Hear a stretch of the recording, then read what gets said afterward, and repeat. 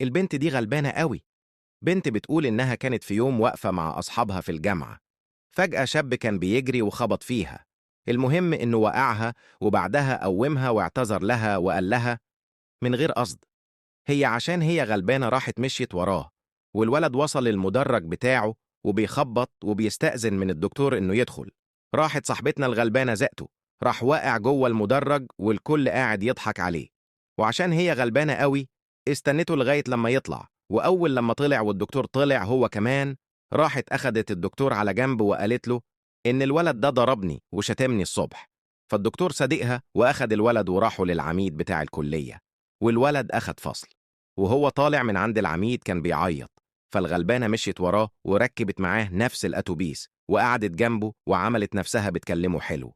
بس بعدها صرخت وقالت الحقوني، بيتحرش بيا. وصاحبنا البلطجي أخد علقة محترمة، والبنت نزلت وهي بتعيط من كتر الضحك. غلبانة قوي.